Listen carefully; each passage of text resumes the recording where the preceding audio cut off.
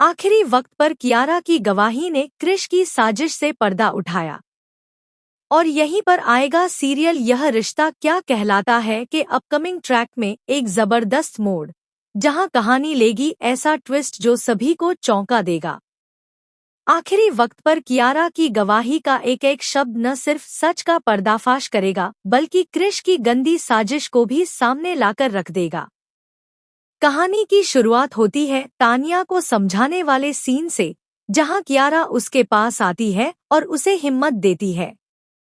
लेकिन जैसे ही कियारा की नज़र टेबल पर रखी अपनी पुरानी दवाइयों की स्ट्रिप पर पड़ती है, वह चौंक जाती है।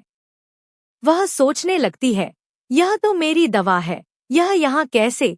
कुछ गोलियां इसमें से गायब भी हैं। उसे याद आता है कि कुछ दिन पहले उसकी दवाइयां उसके बैग से अचानक गायब हो गई थी, और तब उसने सोचा था कि शायद कहीं गिर गई होंगी।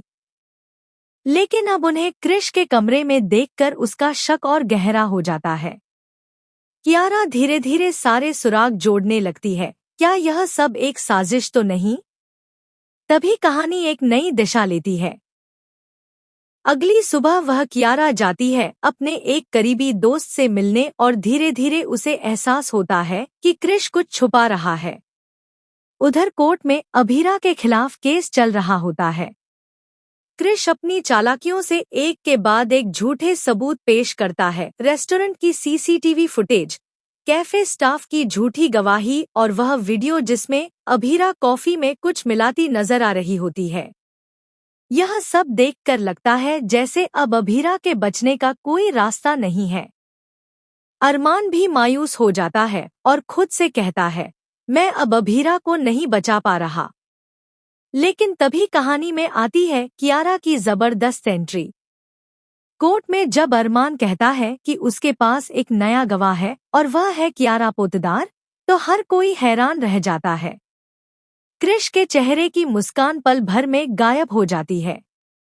कियारा कोर्ट में खड़ी होकर कहती है, मैं डिप्रेशन में थी और चुपचाप दवाई लेती थी ताकि मेरे परिवार को चिंता न हो। लेकिन मेरी दवा अचानक गायब हो गई थी। आज मुझे पता चल गया कि वह दवा क्रिश भैया के कमरे में थी। आखिर क्यों? क्रिश बुरी तरह चौंक जाता है। कियारा सवाल करती है, मेरी दवा आपके पास क्यों थी? मैं दिन में एक गोली लेती हूँ, लेकिन अगर किसी ने ज्यादा गोलियां दी होती तो अटैक भी आ सकता था। फिर वह बताती है कि कैसे क्रिश ने जानबूझकर कैफे में चीनी में दवा मिला दी थी ताकि दवा की मात्रा बढ़ जाए और कैसे उसने अभीरा को फंसाने की पूरी कोशिश की। वह सारे सबूत कोर्ट में पेश करती है, जिससे पूरा मामला पलट जाता है। क्रिश खुद को घिरा पाकर घबरा जाता है और असली मुजरिम का नाम उगल देता है, गीतांजलि। वह कहता है, मैंने कुछ नहीं किया, यह सब गीतांजलि की साजिश थी। लेकिन अब बहुत देर हो चुकी होती है।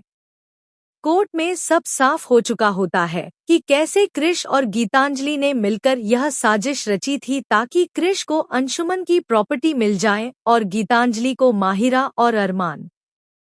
अब कहानी में आता है क्लाइमेक्स। क्रिश और गीतांजलि दोनों को उनके किए की सजा मिलने वाली है।